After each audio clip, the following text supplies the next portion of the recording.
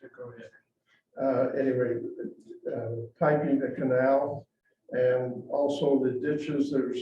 There's other ditches that are involved, and it doesn't say anything on the plat whether or not they're gonna pipe the small irrigation ditch that runs north to the city property. But I just suppose that's, if they're gonna do the canal, they do the other also. But they do have a lot of open space, and the one thing that I think they've got going for it is that they're not trying to dump all of the traffic out on 750. There's no road that I can see on the map that would happen. The other thing that I was wondering about is if you make the changes on this, do they have to go by the plat that they presented at this time, or can they change it because we make the change in the ordinance of it? Whether or not they can make that change and build other buildings on this to make it where we probably, as residents around this, would not like that. And I think that that's a true, the lighting that's here, it'll be towards the back, and whether or not the lighting would be a big issue on either side and 750, because it's going to be up against the commercial piece of ground that's going to be on the highway. So my only concern is that if we approve this, does it have to be by the plan that they presented tonight, or can it be altered to meet their specifications or needs, or all this open space that they've left around the buildings towards 750, if that's going to be something they have to do? Thank you.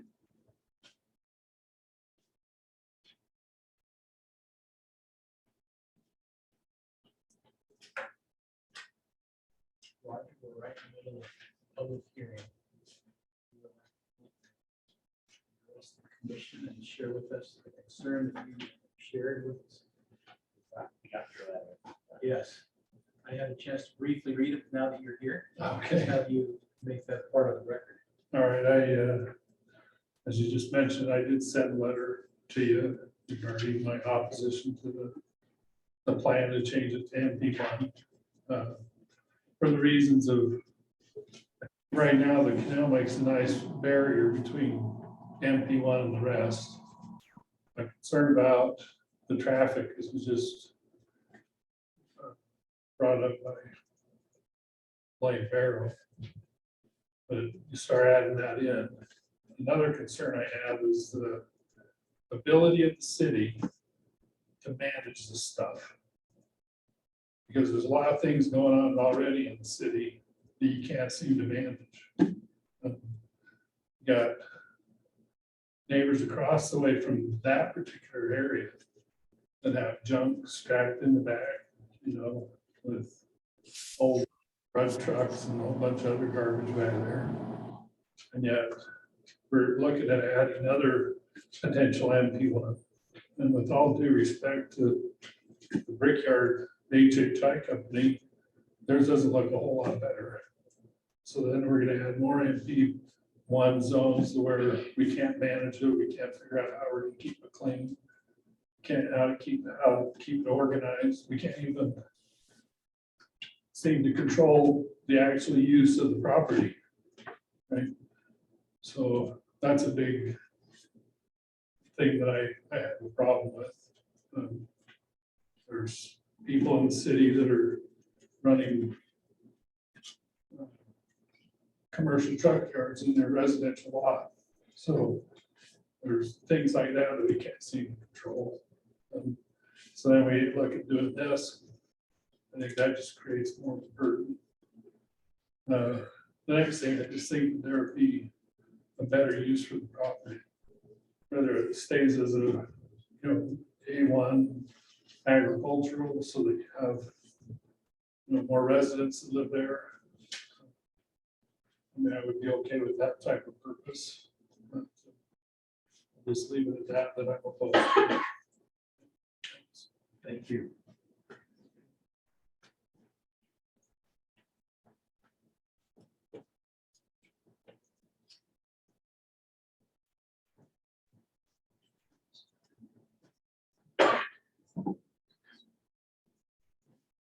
name's Reed Fowler, I live at 640 West Harrisville Road. And I know this is a planning commission opportunity. My question is, if this is changed, what is allowed when the changes are made? With the information that was given to us, it's broken down into sections. Why is it broken down into sections?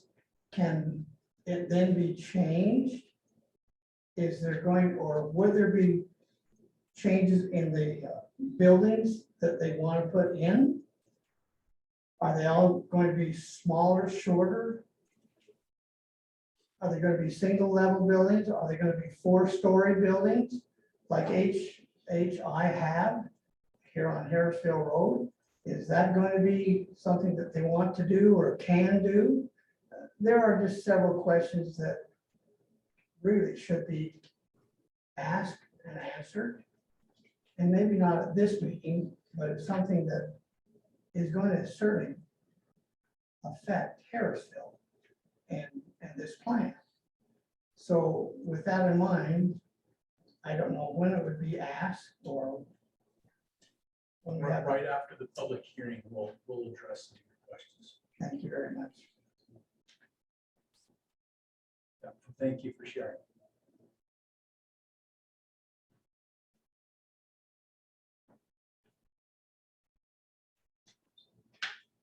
Greg Mason, I live at 2025 North, 550 West. And from what I'm hearing, I'm not in the vicinity.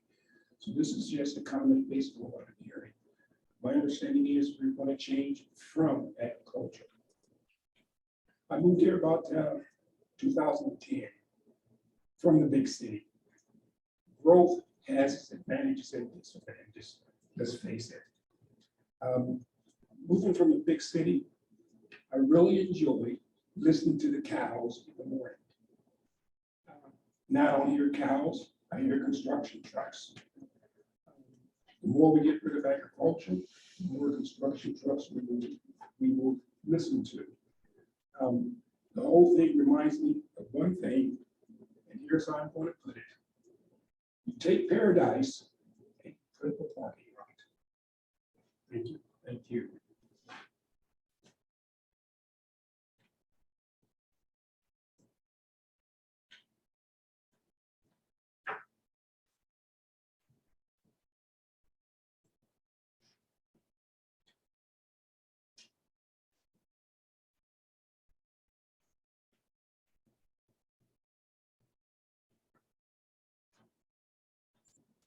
Any other comments? Good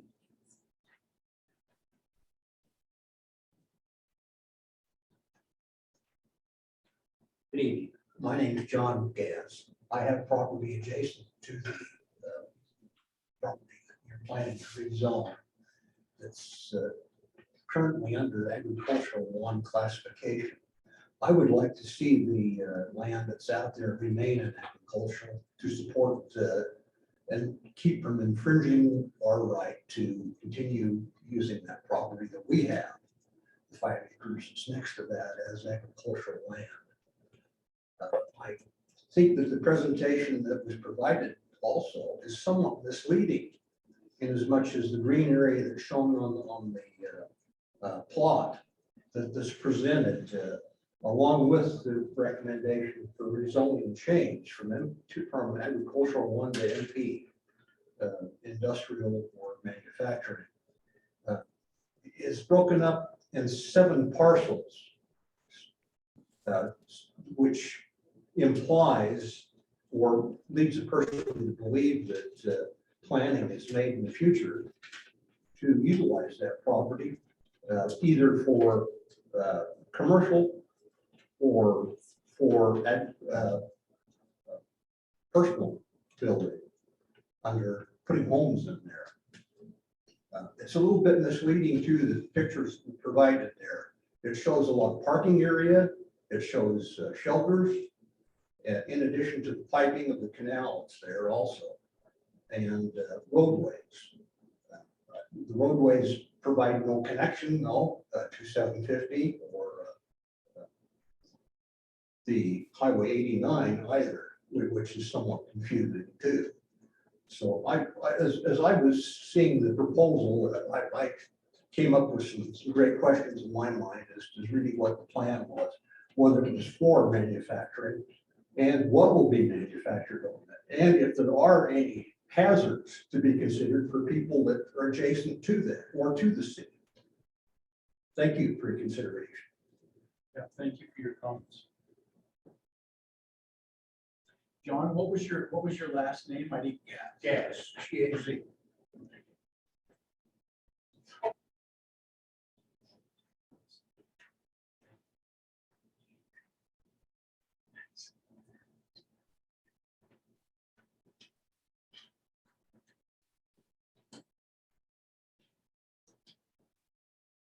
I'm Jerry Knighton. I live at 190 East 1400 North, so I'm not right next to that, but I am next to other open ground that is a hot topic as well. And I look at this small footprint of Harrisville and what's left of our land. And I know that I work for a developer and a builder, so I understand the process that they go through and how much they have to pay and what they have to be able to get out of it, whether it's industrial or residential. But when we make exceptions in one area of what the city felt like was the proper use of land to change it, we open the door for others who look for that same opportunity to change it. And it does affect everyone in their quiet enjoyment of their property. Whenever we make a change, it affects the neighboring people around us. And I think there's important things to consider with our police force and the ability Harrisville has. As things continue to grow, if we make adjustments now, it opens the door for other joint adjustments later. Just in the last couple of weeks, you pull out on the Washington Boulevard and it's been tagged all the way from Larson Lane to about 1700. All the signs have graffiti all over them and it's changed and it's creeping in, and we just hope we protect what we have. Thank you. Thank you.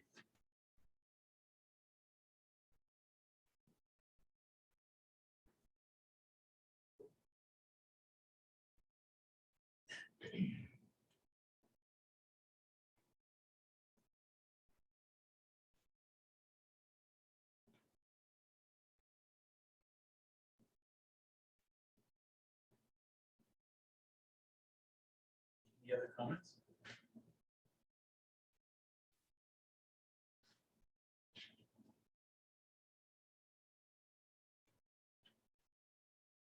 All right, if there are no further interested parties in making comments, let's go ahead and formally close this public hearing and let's address some of the questions presented. Could we bring up this piece of property on? Would you like the concept plan or would you like the actual location of the property? Concept. Yeah. Because Yeah, there were some questions about that. Was there one that had an overlay with the?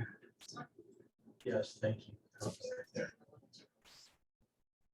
section on the highway there that's in gray isn't developed yet, but that's already been approved, and that's where the connection to 89 will be. So as far as the roads that go nowhere, there's roads going through that development, which is all commercial, that would connect into the side of the parcel. So That's the roads aren't there yet, but they're already there, just down into that. I mean, I think it's important as we look at these issues that we make sure that you have as much information about what the plans are as possible so that we're not spreading rumors and people aren't concerned about things that they don't need to be concerned about. And so I'm going to invite HHI to come up if you would like to and kind of share with us your vision for what this area would look like and why you're choosing to do what you're doing. Sure. So I'm Cliff Wilkinson. I'm one of the owners of HHI and the owner of the property here. So our vision is real simple. So we have a manufacturing facility to the south. This is one parcel that's been recorded for I don't know how long with the county. And the ditch, as I've separated it, and it became agricultural, I don't know when. But we bought the property. And as we're looking at the opportunity, I just gotta say that we want to take the traffic. We talked to people, there's a few neighbors here on 750. And there's a lot of, they don't want the traffic going there. So with the new opportunity of Highway 89, which is a very used road, we can take the traffic and move it right to 89, keep it out of the corridor. I know you're right there in the middle of where we're at, and I'm glad you're here. Love the comments today, by the way. So, and I'm nervous because I don't want anybody to beat me up in the park. Just thought I'd throw that there, take that off the record. But what we're trying to do is we're looking at something that we can provide some opportunities for some tax base in this area with some revenue stream. Some of the ideas we have with some of the clients that were approaching us are some high-end manufacturing needs with a very high-end product that they want to sell, but they need to do some process, which by classification falls under manufacturing. And we want to be good neighbors. That's the first thing. We're here, we moved in 2014. We tried to clean up the area. I apologize if people think that we're leaving the junkyard. We're trying to clean it up. So we'll look again at what we're doing, make sure we're keeping things clean. And we'll talk to Marv. He's carrying the cows and all the cows making a mess out there. So, but what we're trying to do is provide some opportunity for some tax base, move all the traffic to the east to Highway 89, where it's just basically through the new roads that need to be connected, move the traffic through. So it's, we're not adding any traffic to Highway, or excuse me, 750 West. And we're trying to take our manufacturing parcel and get the other part, manufacturing, clean it up. And there's some provisions we want to do. So somebody asked the question about the irrigation ditch. Sorry, the canal first, and then I'll talk about the irrigation ditch. The canal, we mislabeled it because on an old plat it shows the wrong name. So we know we've got to talk to them about piping it, but piping would just allow for less infiltration, less basically evaporation, more water would be able to get down the ditch, which would be for the long use, or for all the users down ditch, would give them more water. And in the drought area, this is a good thing. So the second thing we're looking at for the feral ditch, I think I'm calling the right thing, we're looking at combining with the city, and that's why we kind of jumped on board. The city needs to get the water through their parcel to the neighbors to the north. We're looking at saying it starts in our parcel. We want to get that water all the way through. I know you guys have a need for the water too, so we're trying to figure out how we can best get the water there to everybody and in a public right of way.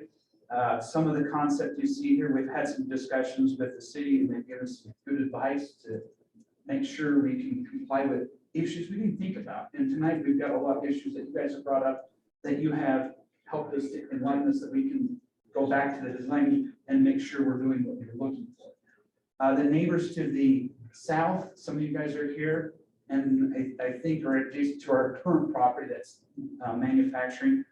We're trying to keep an open green area. There's a pond, everybody knows there's a big pond. We're trying to make that very utilitarian, nice, and we're working and developing. We want to keep that as a nice open green space. And also not an attractive nuisance. I don't know if that's the right word, but we don't want people just jumping the fence and getting themselves in trouble. What we're trying to do for the neighbors, especially your house there in the middle, where we said, we don't know, we want to have a discussion, figure out what we can put up there that makes some block or whatever makes some blockage to keep our property separate from yours, so you guys have your own property. And trying to figure out what we need to do with the city because we've come up around them. So this is our opportunity where what would be best for the whole situation for everybody. We can't really water anything, so anything you see that is a tree, we'll try to make it grow, and then we're going to leave like kind of desert scape because there's not a lot of water available for the planting, but we want to provide a nice area. The idea for what the concept is really simple. To the east, I'm just going to point here. These buildings right here, the idea of it is to take a nice storefront, showroom areas, nice frontage, because we have a commercial developer that wants his property, keep the property of high value. We want to do the show side of those buildings to be kind of like you pull up your parking lot. This is very nice. I go and do my work.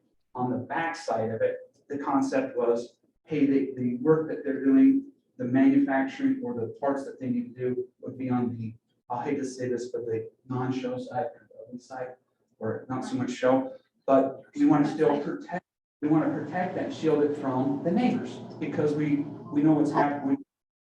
Now, a little bit more discussion, I'm probably getting too much detail, but we're trying to figure out what's best suited for, there's a traffic jam at the north between what road we're trying to provide and the neighbor that's developing along Highway 89.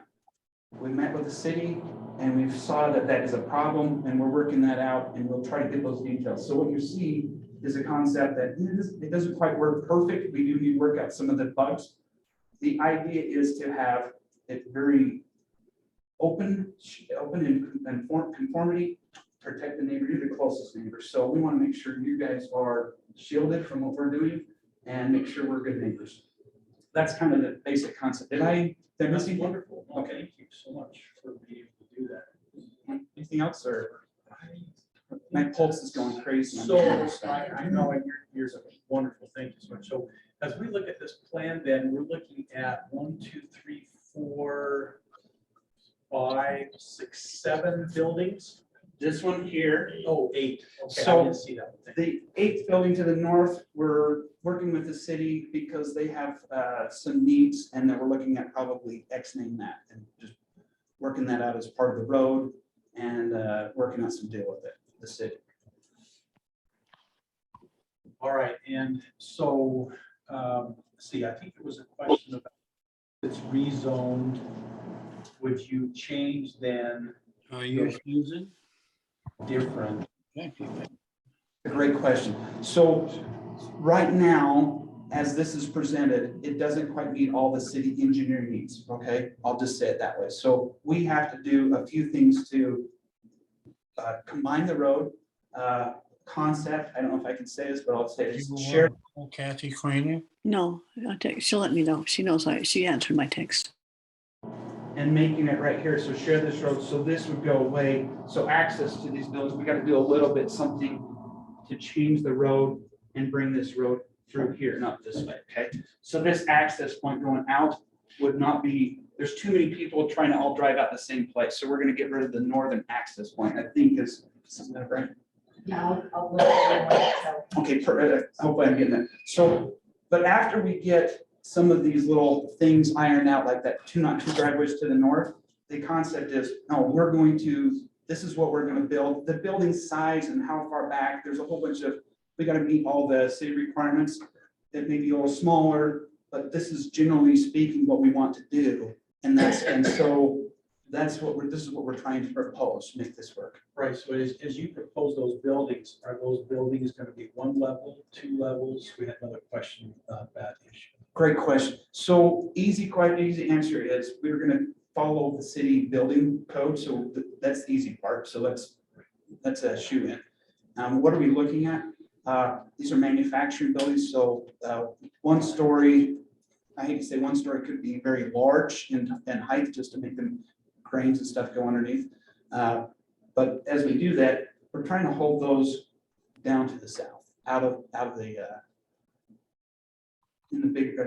basically in the second building. So this building here could have a very high roof. I don't know, 20, but the ones a little further away could have higher roof pitches and higher zones, just so we're trying to be good neighbors. I'll say it that way. So but we do have some needs. Are they going to be 1 story? Absolutely, they'll be 1 story. Could they be 2 story in some areas? Well, in the back, it could still be 1 story because the high bay doors, but it would be 2 stories, an office above basically the show. But it's still the same. So I don't mean to deflect the question, but it's probably a large 1 story is what we're picturing.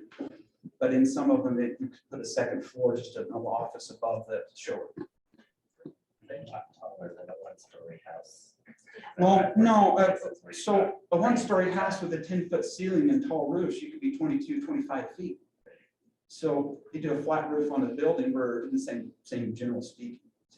And you go to a 2-story Rambler with a tall roof, you're 35 feet or whatever the city code requires. So we're well under what, these buildings are probably shorter than a big high-end residential house. Commissioners, just as a reminder, thank you, Mr. Hawkinson, for all of Yes. your input as well. At the zoning level, we don't want to get too much involved in the site plan details of it. It is a zoning change. We do require by our ordinance to have a concept plan. So when this concept plan came in through the application process, there were a few immediate issues that staff recognized. We met with the applicant to address. As the concept plan shows now, there are access issues because the access points, particularly the one on the south, would be a private access point for the commercial development. So one of the things that we've talked about is negotiating a city right-of-way through both of these developments to put all of the public infrastructure, which Cliff referred to, in a public right-of-way. It's always good practice to have our infrastructure inside in our public right-of-way. And we also are in conjunction with piping to address our needs on our 750 West complex and meeting our water regulations and providing those secondary water services there. So staff's recommendation at this point is to actually table this item as we go through the negotiation process to meet more than the access needs and the needs of the public comments that we've heard. I can address any that you'd like me to as far as the public comments go. Yeah, A lot thank of you. these will be addressed during this negotiation process as we come up with a modified concept plan. One of the questions was, do they have to build? Yes, the ordinance states that the exhibit, which is adopted as the concept plan, must substantially conform to this concept plan. So they can't submit something and then change all the locations and roadways based on that. It has to, and it does have a time period of expiration if they do not start some type of development during that process. It reverts back. So there are some answers that we can give for those public comments. Our suggestion as staff is to leave the public comment period open like we typically do. We can receive written comments till the next planning commission next month at the earliest. It may be longer than that, depending on how long it takes for us to vet. They do have to work with Western Irrigation for piping of the canal. We don't have jurisdiction to authorize anything with that. So that'll give them some time to work through those issues. Great, thank you.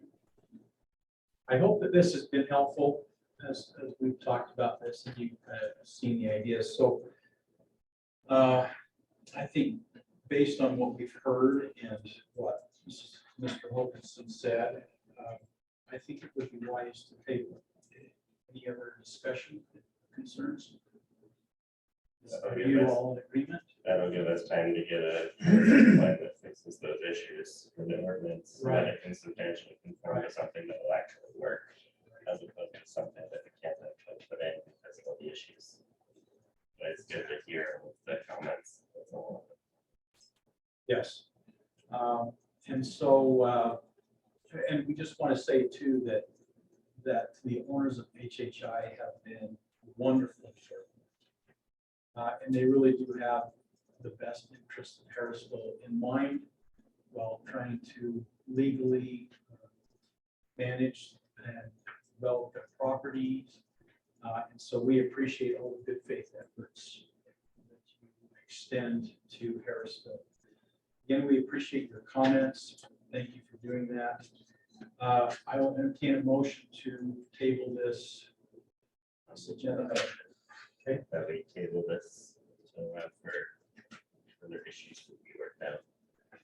Second. I'll second. Okay, Kevin, second. All in favor, say aye. Aye.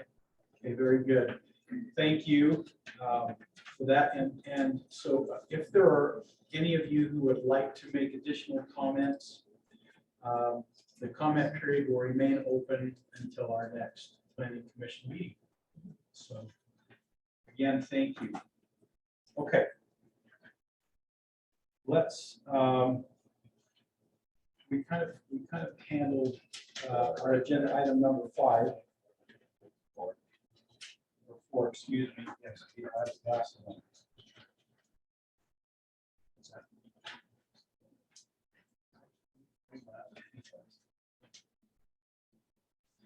Okay, so we're gonna table agenda item number 4.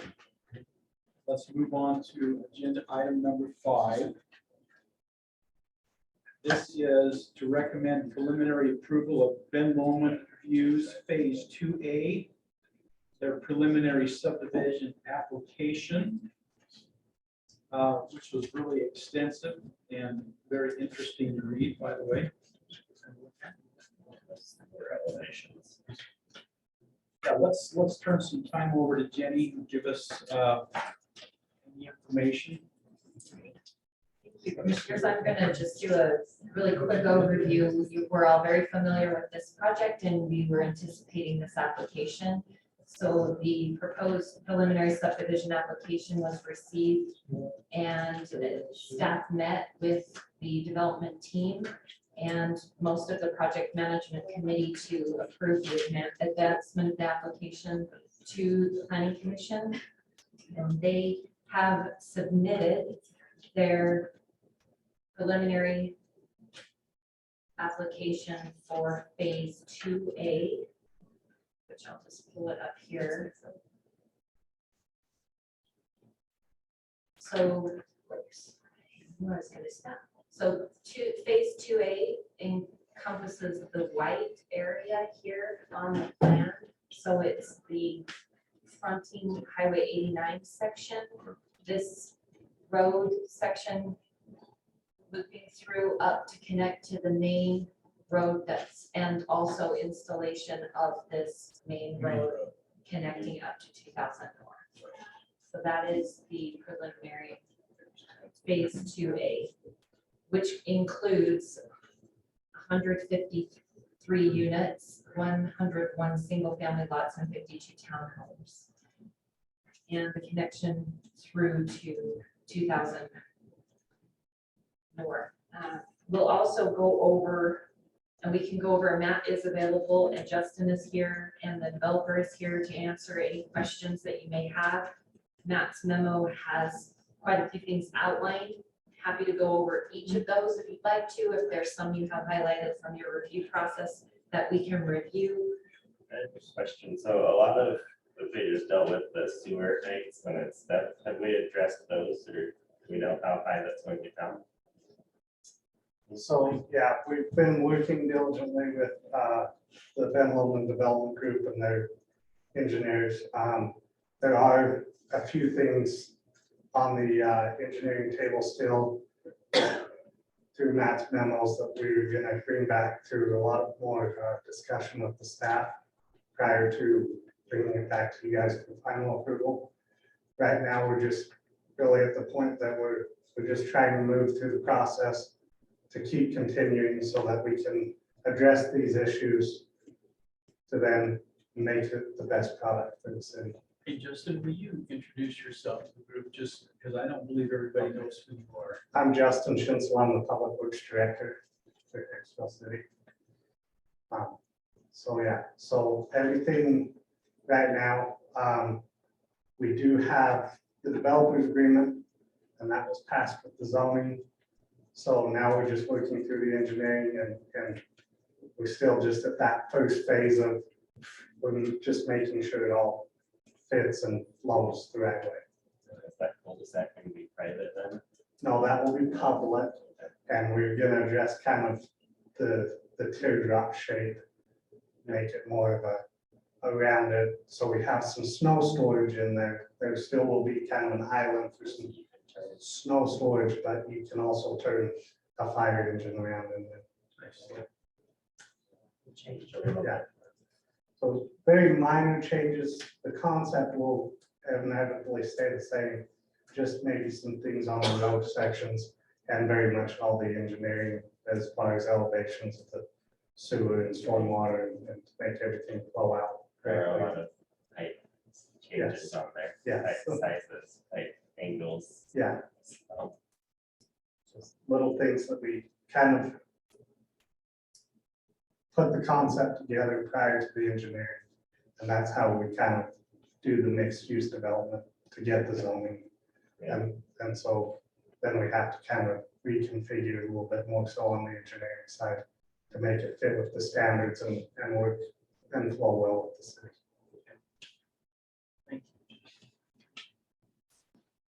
So what is before us tonight on our agenda is simply to grant preliminary approval. And that includes making sure that as they move forward with the development, that they satisfy all of the comments that were listed in the engineer's memo. And so we feel pretty good that the city is bird dogging this and making sure. And we know that the owners and developers of this property have been great to work with. And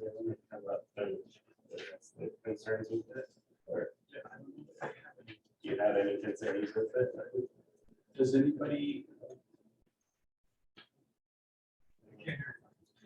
Do you have any like- concerns would you with like what the engineer said?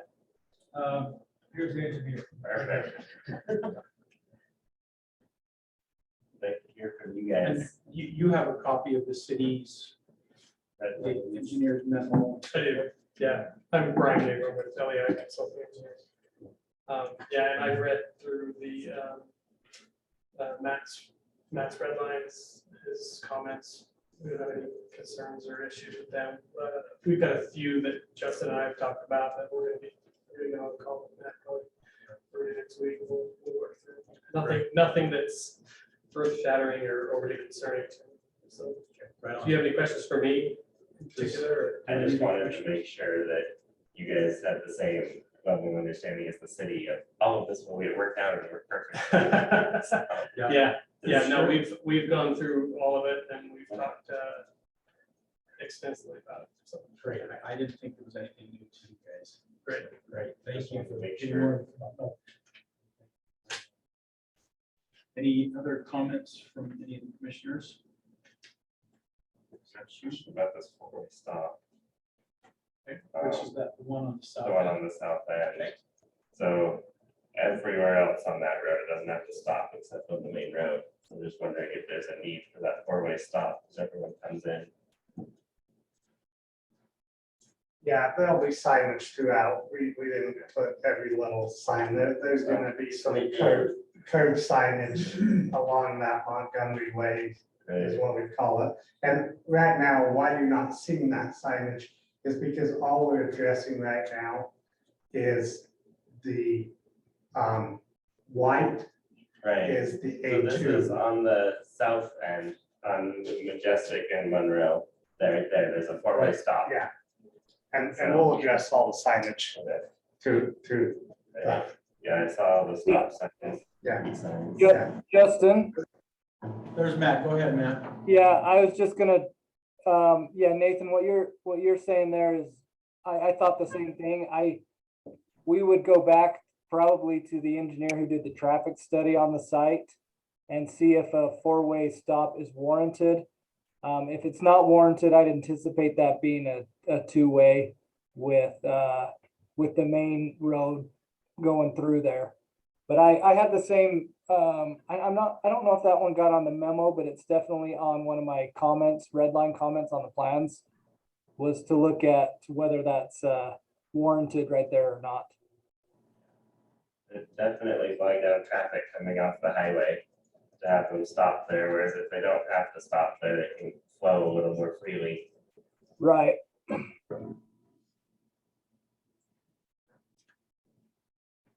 just wanted to see where that was at. It's the only four-way stop in there. Okay.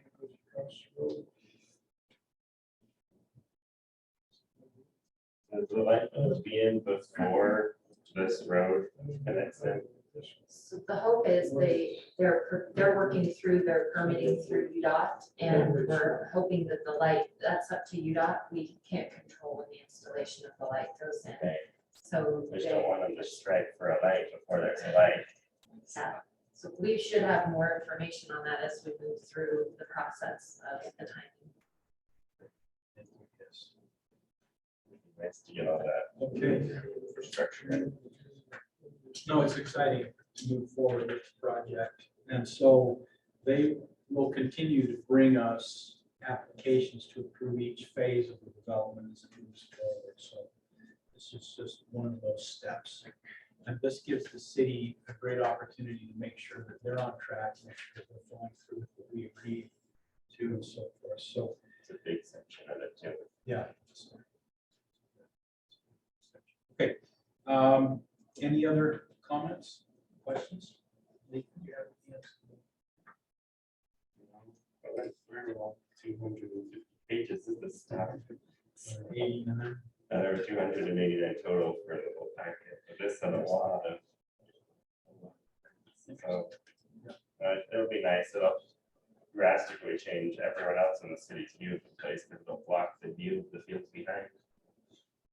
With all of the 89 frontage getting developed, so that's true. You don't see the golf course there anymore, but most of the golf course will still be there. You won't see that anymore, so that's an exciting step to get to. Yes, that's great. Okay, if there are no other comments, let's entertain a motion. I'll entertain a motion to approve this preliminary, make a recommendation to approve it. Would like to. Great. I'd like to make a recommendation to have preliminary approval of Ben Lomond View Phase 2.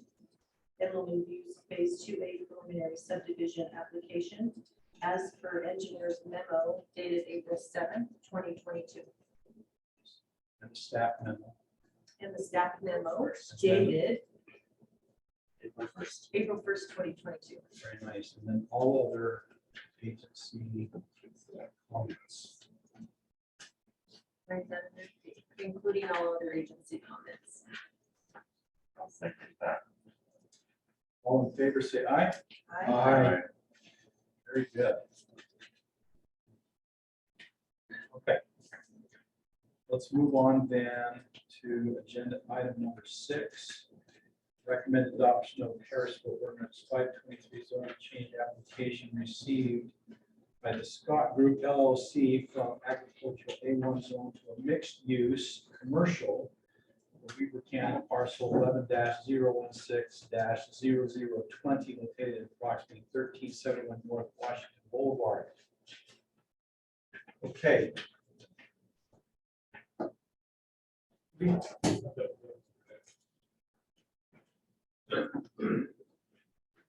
Have a good night.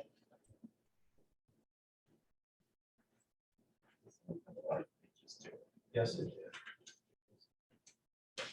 So this is just off Washington, 1371 North. And it was 27 acres. It is. So there's an update to the staff's memo today. Yes. I was doing that by memory and I was off a few acres. Yeah. Okay. Would you like a quick review of the project? Yes, please. Thank you, Jenny. Yes, thank you.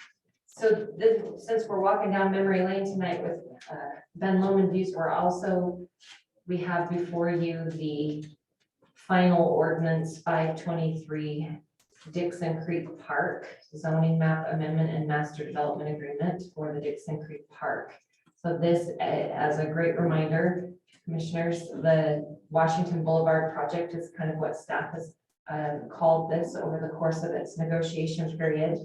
But the Scott Group submitted an application on March 26th of 2021 to rezone approximately 27 acres located at 1371 North Washington Boulevard from RE15 zone to NUC Dixon Creek Park zone. So there's actually an update to the agenda because I believe on the agenda it states that it's being rezoned from A1.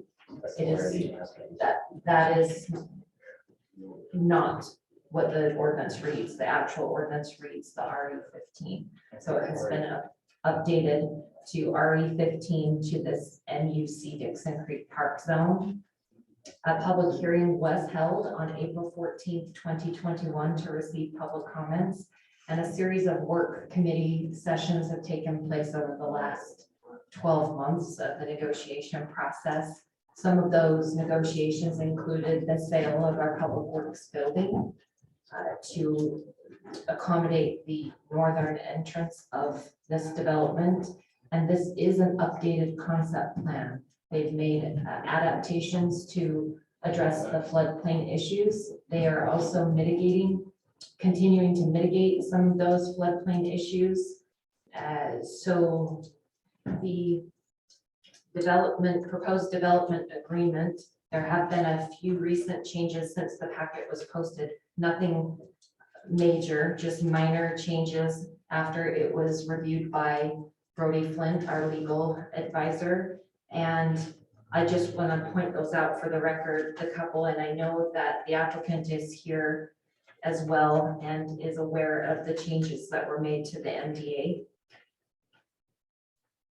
There is a common concern with this development as well as Ben Lomond, so we included draft language to potentially exclude the residential areas that are in the floodplain until that is mitigated, just like the Ben Lomond. So if it's mitigated, then those units would be allowed. If not, they wouldn't be able to develop those. So all the units. housing that's north of the road is what we're talking. So it's not even It's those, on there, it's it's included here. in on a different page. So anything that intersects the shaded area is the rest of all of those.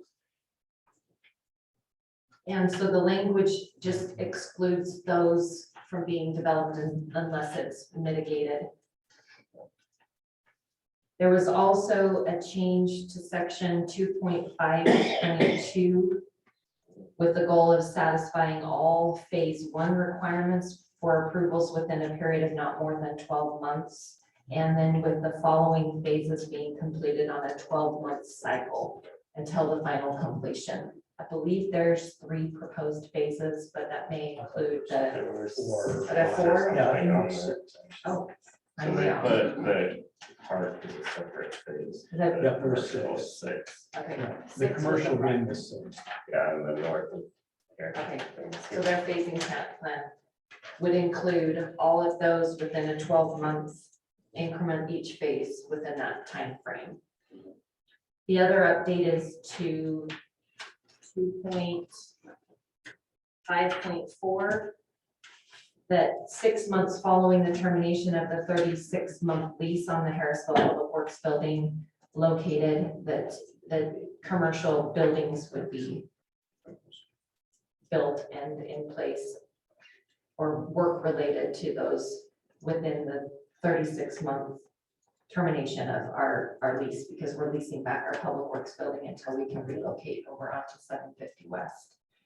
There was also an update to 3.2. The exception section was misnumbered in your draft, so I corrected those numbers. The exceptions are already included. It begins with the master development agreement 3.2.1. So I corrected those on this proposed draft that you would be approving tonight. The term of the agreement in section 4, the MDA would expire on December 31st of 2032, but it can be automatically extended until 2037. I don't think there's anything else that. Oh, the last change to the development agreement. Originally, we have included in our draft agreements connection to the 4-mile or annexation into the 4-mile special service district. This is within Pine View's water service district, so that doesn't apply to this development.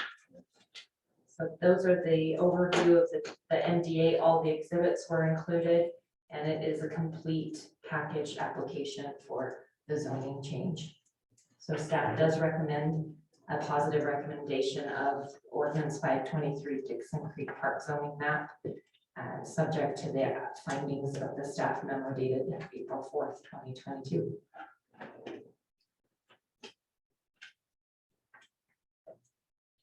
What was the date of the staff memo again?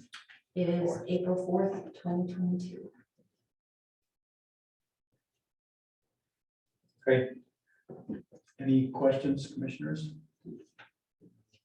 I have a question about whether they're actually going to be able to move the stream, given that it is probably a jurisdictional wetland, because it connects in. Scott, do you want to address that, or someone from your team? Yeah, we are, I'm Scott Smoot, with Scott Smoot. Thanks for all your time in this whole process. It's been a long journey. Now that's all in process, and we're in negotiation with the division or the Army Corps of Engineers, and we'll obviously have to work that out, but we've already submitted, they've responded with some questions, and by the end of this month, we're anticipating that we'll have that completed and done, so. Is that going to change the north side of this development and that road positioning? You can't. Yeah, it would. It doesn't change, but I don't see any issues. We're actually extending the stream length, and it's been a positive change, and we can actually improve. That stream's never been maintained, and it's always and so it'll be a significant improvement for the whole wetland of that area. It'll be much nicer situation, and so I don't see any concerns with that. The park on this north side, the giant ones, I understand the smaller ones, are they going to be private too with the HOA? Or is that going to be fully No, public that's access? the intent there is we would donate that to the city. The city will get So that would be a public park, and then That would be a public park. everything else would be a private. Yeah, that's great. Yeah, everything north of that, other than that commercial path. Make sure I think it's got that part right. Any other questions? Any other questions? Thank you for your time. I appreciate that. Thank you for being here. No, it's interesting. Some of the conceptual sketches I've had of this public recreation area has 2 soccer fields and an area for children to play, swings, and walking paths. And so this is going to be a nice addition to Harrisville. And one other thing, so they recommend putting a light on Washington for that because of just the amount of traffic, but it's too close based on their traffic study. So are we going to try to get a light that's closer, 400 feet closer than it should be?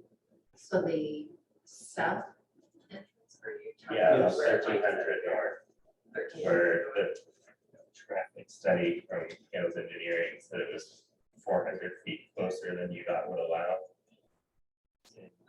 F in there. So certainly anything access related on Washington Boulevard is in your UDOT's jurisdiction, Right. so. I was wondering if we can't get that, is that gonna just create giant backups because we can't get a light because it's too close? To the other one. Yeah. Obviously, that's a concern. I might be able to- Yes, please come forward. We've had a number of obviously discussions with UDOT at this point. We're really close in relationship to, they have designed turn lanes all the way along that on both sides on this, that entry that will go into the park. And that was the big deal to be able to line that up with the street across the way. And I think the next light that's anticipated is where EK Bailey comes out to that next intersection, which is a big deal. And they have since bought that home and have plans to take that down. They've even sent, including with our UDOT information, was their willingness to cooperate with UDOT in relationship to line that intersection with a light at that point. There would probably be a light there, but even though it's close. Which this development does have proposed stubs through that area, so the potential exists that there could be some connection to that light. The chief could go out of that division on the west side. Can't go on the Yes. west side, yes. Yes, and I tell there's a light, it'll probably be a lot of people going out to Pennsylvania or 1100. The connection would go through to that stump road that is already existing.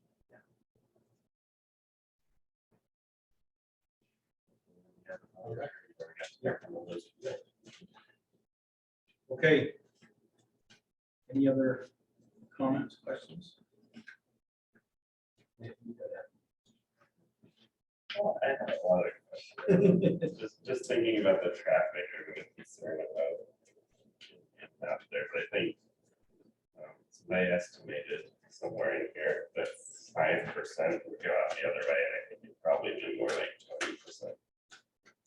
The ways you could access things. The other access points that are available. Yeah, because there's a lot of people that would come out here to the light here to get out on 89, as opposed to driving through Washington and trying to get around.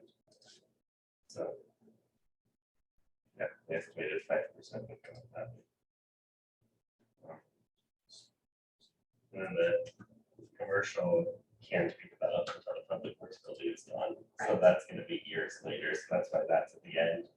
So I know in a lot of our other mixed use, we've tried to push that commercial up forward, but with this we can't because it's, and the park, I don't think can be developed until after that road is done. Correct. And the city will be developing the park. Yeah, I noticed.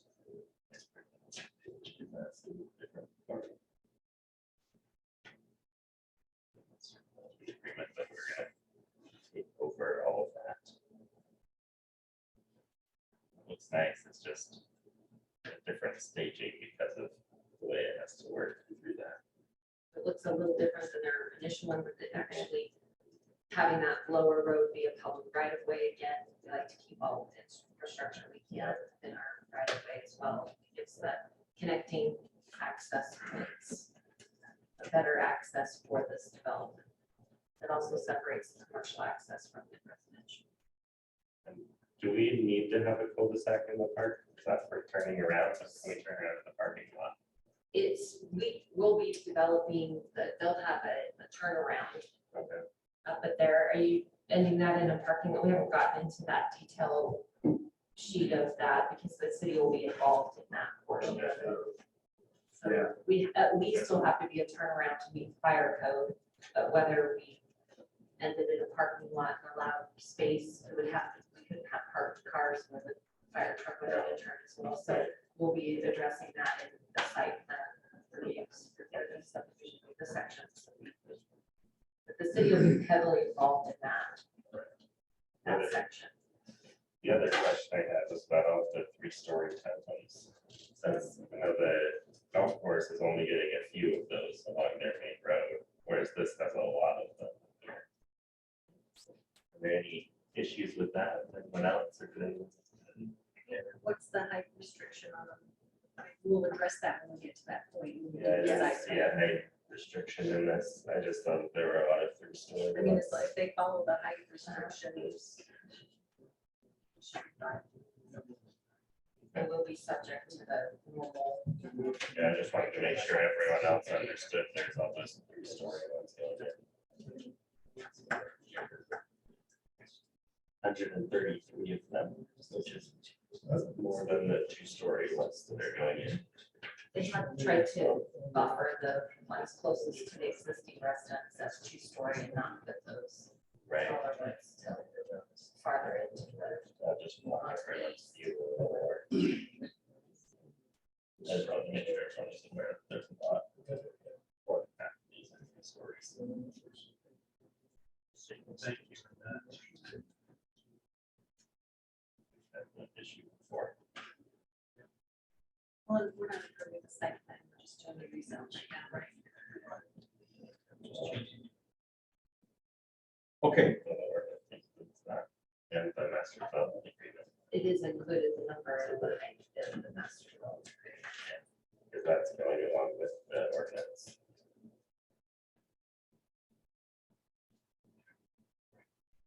Okay.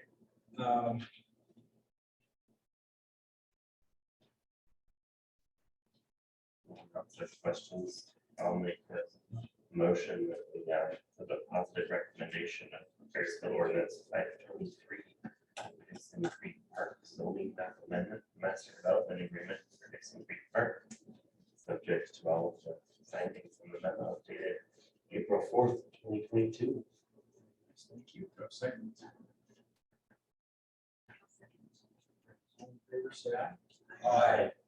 Very good. Thank you. Next discussion. Okay.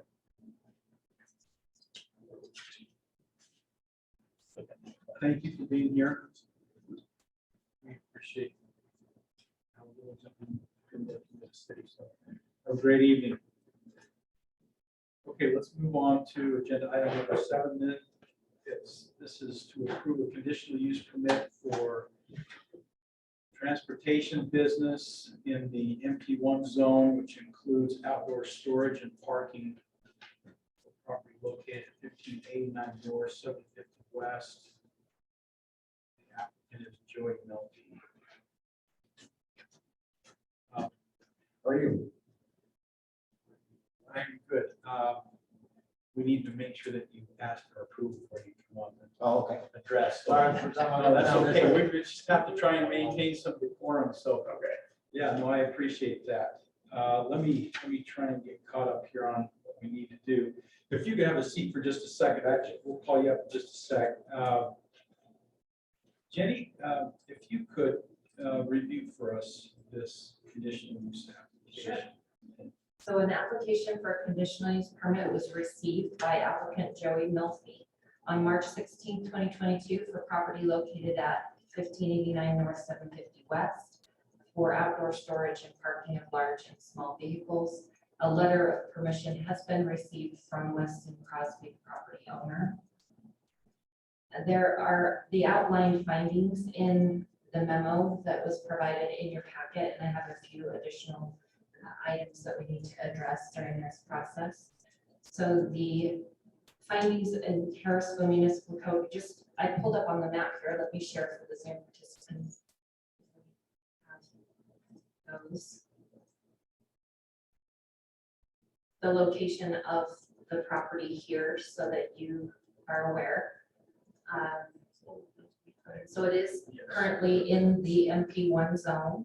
Outdoor storage or recreational vehicles, equipment, or finished products that are not necessarily associated as the main use of the lot is allowed under conditional use permit. I've outlined the basis for issuance of a conditional use permit and some of the identified issues that we found during that review. To consider the location of parking lots, access ways, delivery areas, and on-site vehicle circulation patterns that are created by the site design. Also, do you have the site design available for you here? So this is a this is 750 West, and this is the proposed site plan. It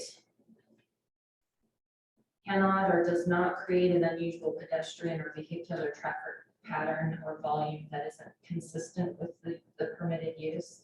The designs are consistent with the surrounding area. The hours of operation may need to be mitigated so that they don't have a negative impact on the adjacent areas. The location and size of the outdoor storage areas and the relationship to the land uses may need to be mitigated so that there's not a negative impact on the adjacent business owners. And also exterior lighting should not be directed towards any of the residential uses. He isn't proposing it on the site plan. No, or we haven't seen any modifications to the site plan for that purpose, but it may need to be considered as part of the conditional use approval. The proposed location is working through compliance with the building official, and the use does conform with the goals, policies, and governing principles of the MP1 zone. The applicant must implement appropriate EPA measures to not detrimentally affect the public or private property or community or area as a whole. And as staff was discussing this afternoon, something to be considered heavily suggested by staff is that compliance with the general multi-sector industrial stormwater permit requirements be met for this conditional use permit to be issued. The outdoor storage shall be under Harrisville Municipal Code 11.20.220. Outdoor storage shall be screened from public view by a 6-foot-high solid masonry fence or other solid fence or screening height approved by Planning Commission, and no hazardous materials are allowed. So staff also has been contacted by several neighboring business owners during that process. The application was reviewed again. The parcel numbers submitted by the property owner for permission are inconsistent with the parcels listed here. So we need to get clarification from the applicant on exactly what parcels they are requesting the conditional use the permit be applied to.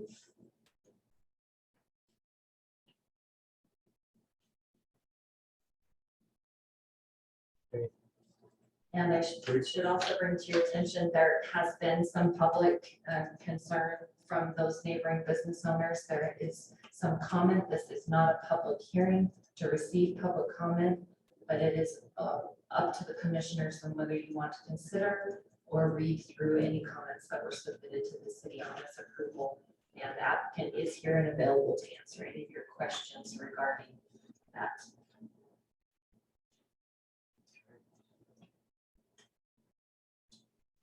Let's, do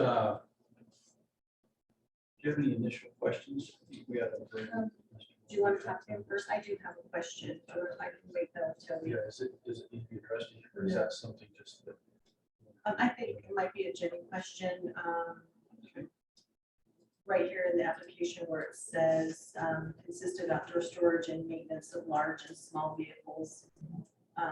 Obviously, we would have to know the time that he'd be working on those and follow the ordinances. We'll go over that with him. The hours of operation are a suggested condition. Okay. That was my question. Good question.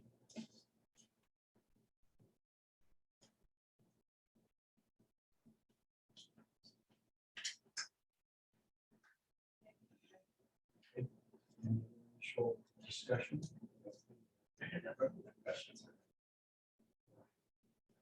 All right. Mr. Melfi, if you are open to coming forward, go forward then.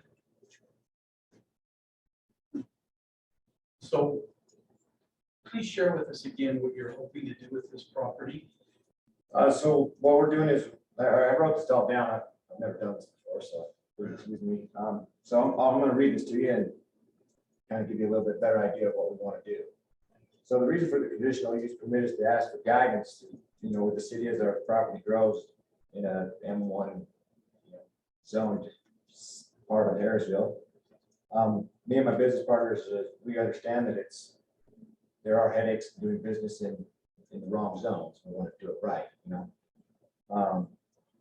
We do light manufacturing, R&D, and then the transportation part of the business is the key to the part of it. Basically, it's making us the money to grow. So place to park the trucks and to work on them.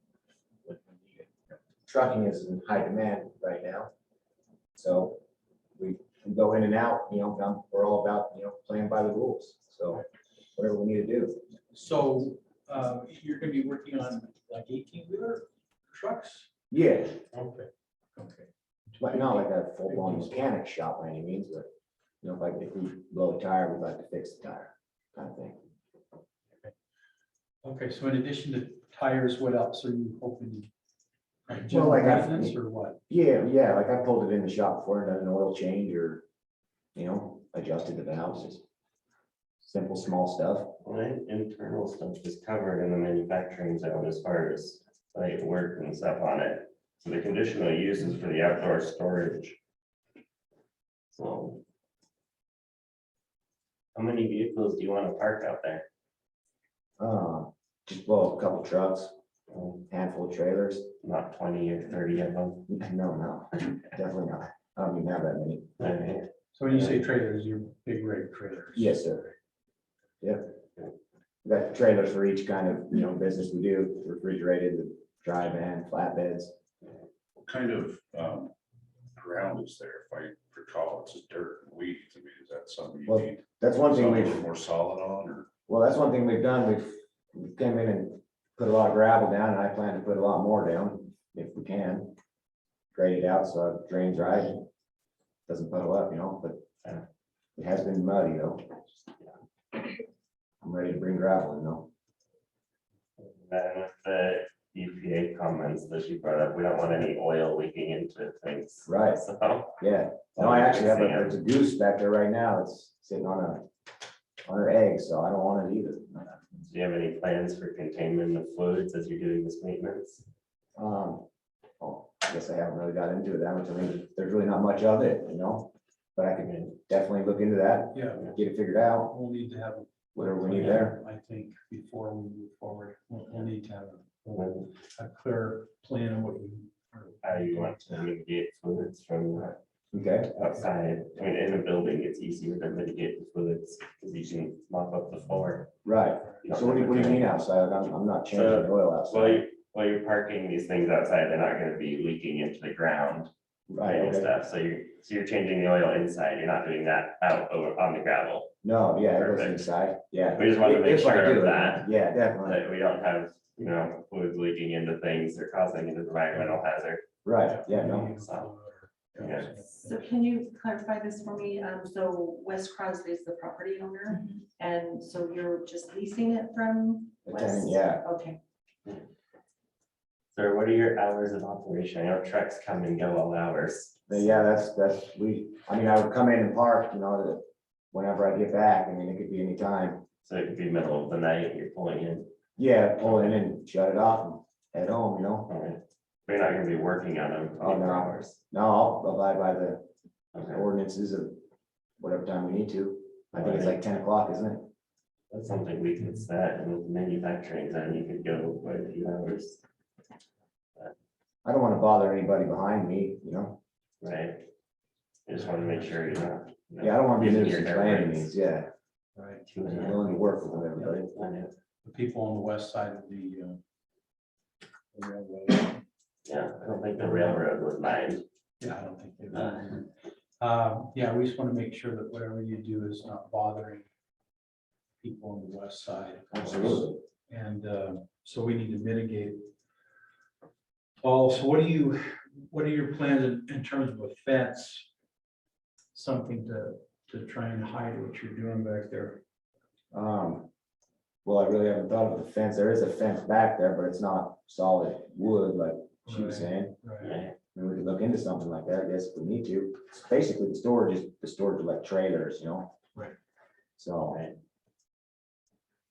There are some things that are sitting on top of the trailers that we discussed, we could tarp up, but. So do we need to have them screened from everywhere or just from residential other uses like that? It says outdoor storage shall be screened from public view by a 6-foot high solid masonry fence or other solid fence or screening height approved by planning I'm commission. just wondering how much public view there would be since most of that parcel is right there and other Does parcels. The railroad tracks between it. Yeah.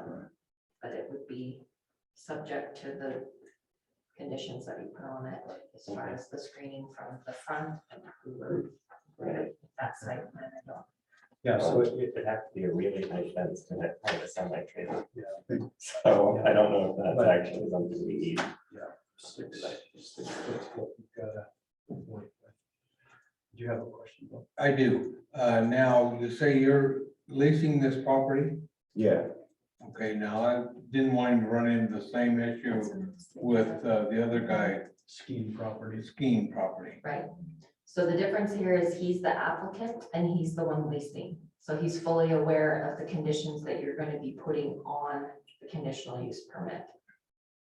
So as the applicant, if he ever left the property, that would leave Go with him. away. It stays with the land. Okay. So once you issue a conditional use permit, that's why we had to get the property owner's permission.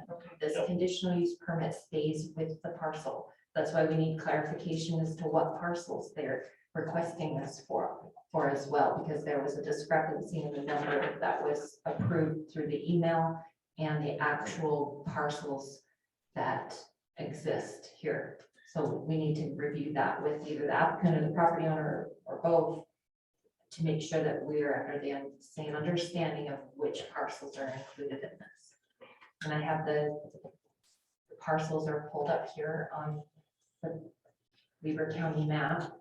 So the email references parcels. Sorry, my notes somewhere. The email references parcels 11-409-0005 and 11-409-007. This one, which would be included in the site plan, as I'm So that's all the outlining way it here. down to 750 from, you know, the. Yes, also so there's down there, so an we entrance driving here down that and an way, exit though. there. So that parcel is the 009, but that's not one that was given permission on. This one is the 0007. So we just need clarification on which parcels they're requesting this be, and then 1589 was the property address that they requested. So that's the 005. So it would be this parcel, but there is, That that parcel one is between. left. That one was not mentioned in the permissions. So if we gave them this based on those permissions, they wouldn't be able to park in this area that's outlined right now. They'd be able to park back by the railroad tracks though. Right. Okay. Then their parcel would screen from anyone else. Right. But yes, but the way that the site plan is hatched, Right. it's including the 0009. Yeah. Right, so we. So we just, we So need to where do you clarify with want to them, park or, and things? then just make sure it's in the All motion. of the hatched area? Yeah, in a roundabout way, yeah, there's like, I got some trailers parked, you know, on the backside there, then I got a couple back, or one up to 1585. Because I think as the homeowners association, if they work together, I think they're gonna separate that into 3, if everything goes as planned, 3 lots there, so we'll take from 1585 north to the fence, you know, and then just the roadway. If that makes sense. Where it says 4 and 5, yeah, see, so right where the mouse is, kind of straight back. Yeah, you can see the trailers if I met right here, so there's a trailer there. And then there's a truck and trailer there, and then I've got a truck and trailer here too. So we need to include that little parcel then. So my interpretation would be that you are requesting that that be applied to the 0009. I get yes, but I don't need it all back behind John's or anything, or Troy's, you know. No, But it's, parcel. I guess, Yeah, that yeah, parcel's all one piece, so that the application applies to the entire parcel. I guess, yeah. So that was not included in the email permission given from the property owner. So if the property owner is present and wants to give permission on the record or wants to resubmit that as permission, Yes. do you want to come up to and give permission on the record? There's a recording going, so we need you to say it into the mic. Yeah, we would like to add the full parcel onto there. It is an owners association, the OA portion of the land. So it has to be used by an owner. This is a partnership, so it should fall under. So the way the city interprets the ownership is from the property records from the Weber County Parcel records. It's listed in your name. Right. So that's who the application came through. The permission has to come through. So we just need that. So we can include that parcel. Given this permission. So, yes. So to be clear, that's 11-409-0005. 11-409-00, excuse me, I just had a tendency to do that. 11-409-0009 and 11-409-0007. Is there one other one right behind the building? That's this. Okay. That this. Was it This is the, Tracks. yeah, so it'd be this And one, that's all on the website. they're all showing as the same property owner.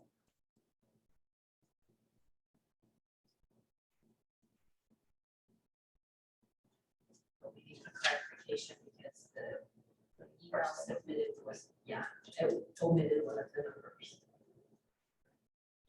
All right, so the city feels satisfied with that.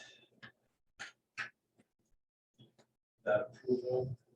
It would be up to you whether you want to consider any other mitigating factors. Yeah, we still need to discuss what you're gonna do about the fence.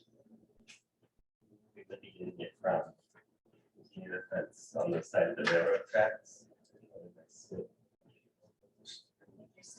mean, it's Still still, need it's, to on the north side.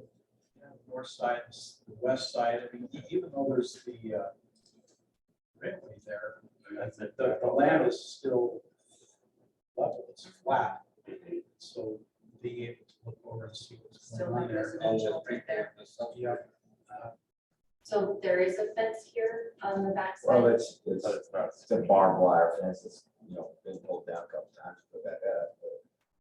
So that would be up to the commissioners and whether you're gonna include that as a Yeah, condition. I mean, that's part of the law, so let's make sure that you meet the requirement for the law by having that screening fence there.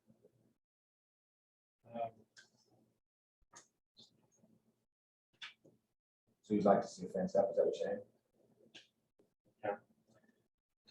Exactly. Just like you say, we want to make sure that what you're doing meets all of the Right. requirements of the city. Thank you, Jenny. I was just gonna ask. So the outdoor storage is 11. 20.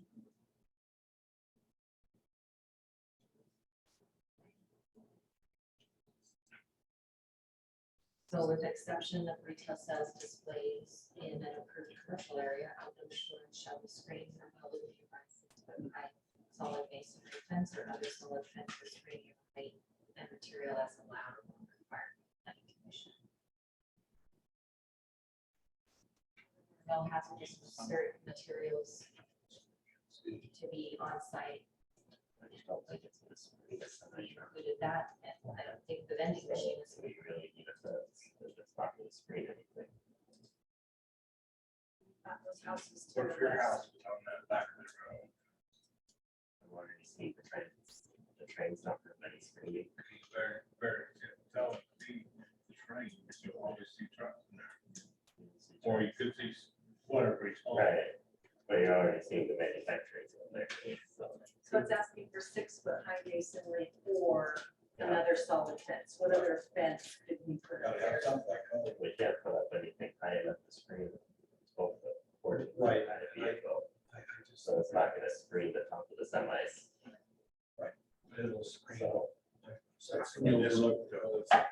Yeah, we need to all vote whether it screens it or not. So options, fence options, just the regular metal fence with slats in it with that. 6 foot high. That's what you agree on?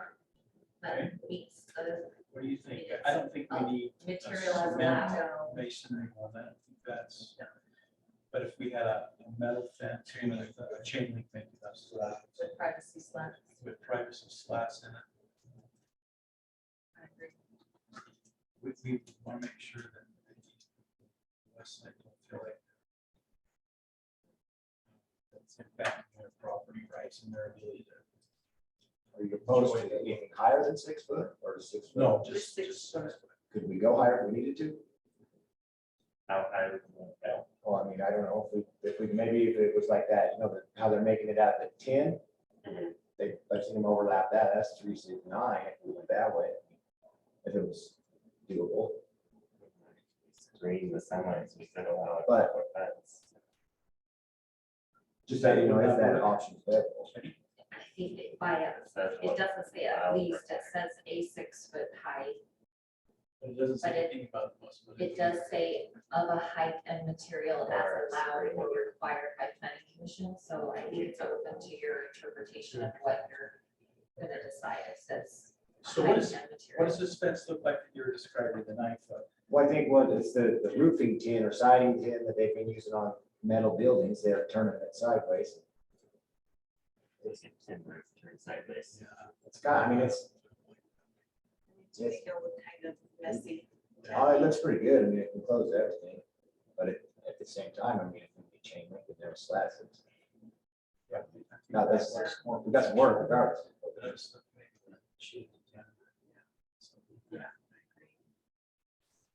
Okay. Are there any other mitigating circumstances that concerns that you are seeing? You guys have But this concerns without- with this operation. Without lights at nighttime? Well, there is some on the shop, I mean, but there's none that are facing, I don't think back. There is, we can definitely change them.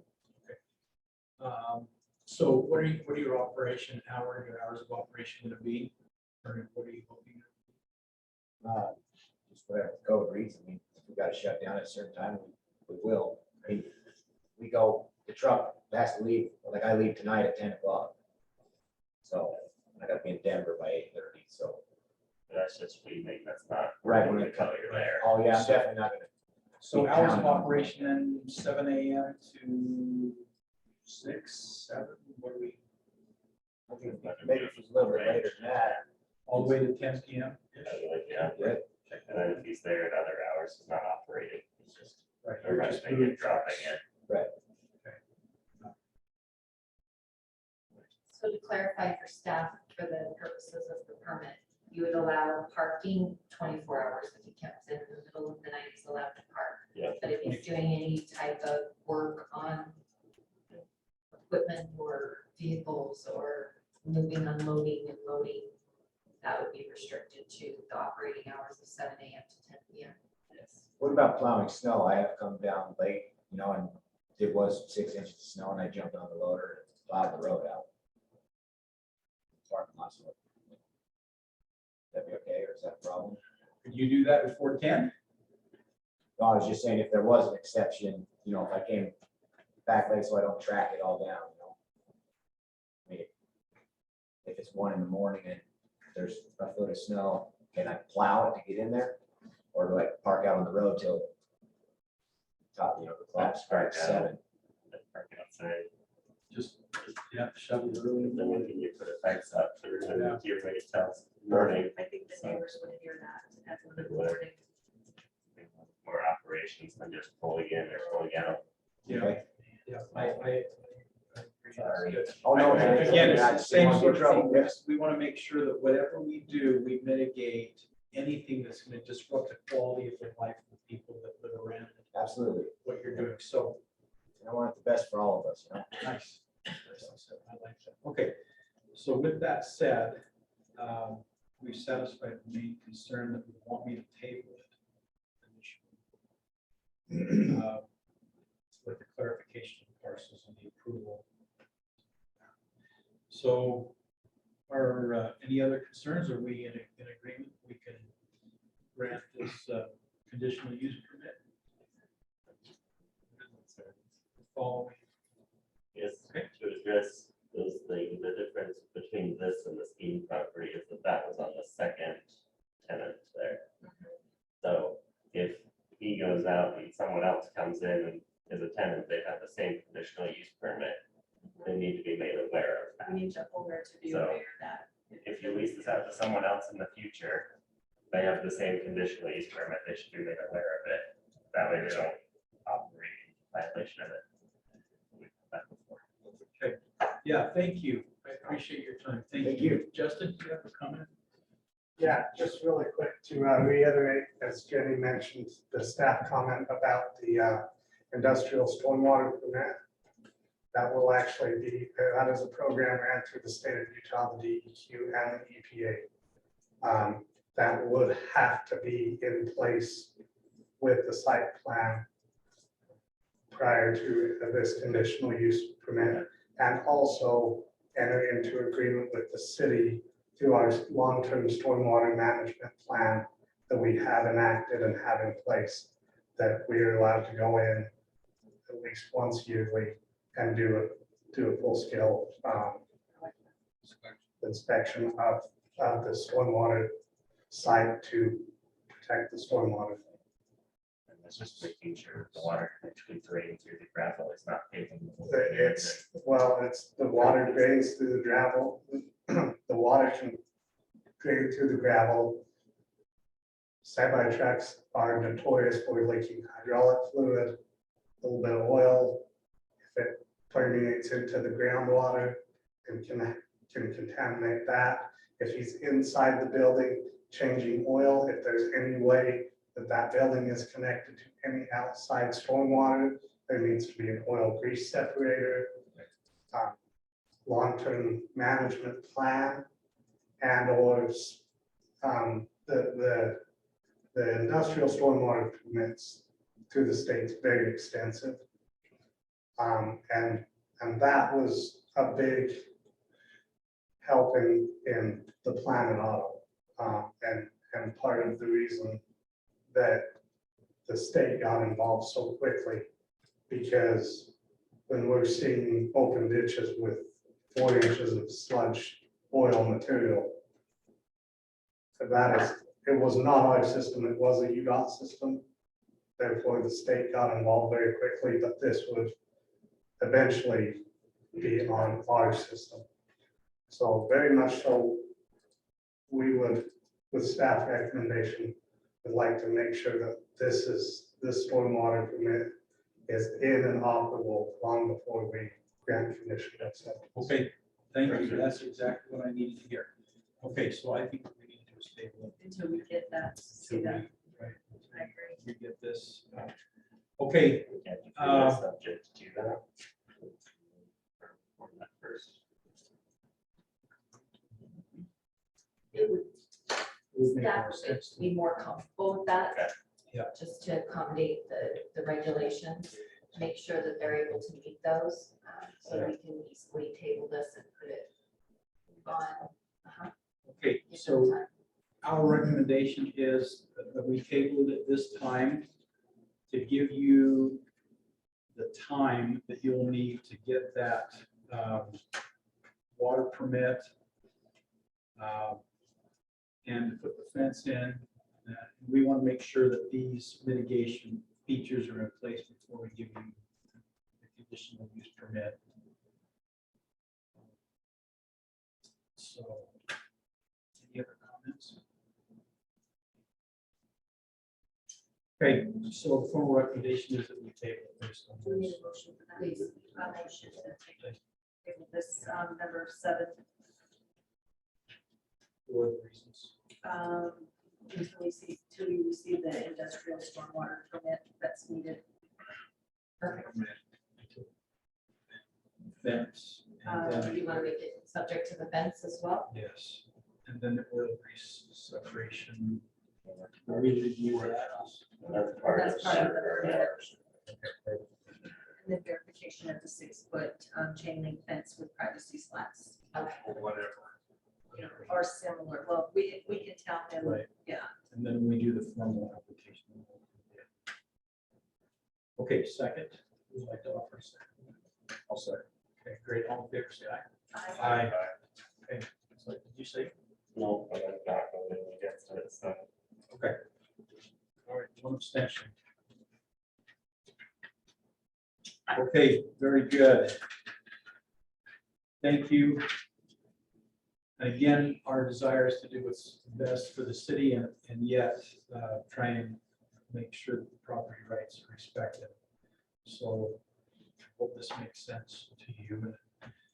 We can understand it can be a little disappointing, but I think in the long run, it's going to be important for the city and for the people that are next to you to have, for you to have that permit and for those things to be done. So, okay, with that being said, then let's move on to agenda item number 8. Any staff follow-up that you want to bring up? Thank you for attending. We appreciate your time. Go to public meeting on this website. It's not on board. It says name, email address. Yeah. Does it? Okay, Yes. we'll get that. It's not a big deal because I'm sure it's sometimes to the city, but. It's just a matter of what's pre-programmed into the system. Okay. So I'll go ahead and change it. Yeah. Okay. Just wanna move something That's here. Perfect. Thank you. Okay, any other comments? Okay. No other comments, then let's formally adjourn for this evening. Again, thanks to all of you that attended. Have a good night, everybody online.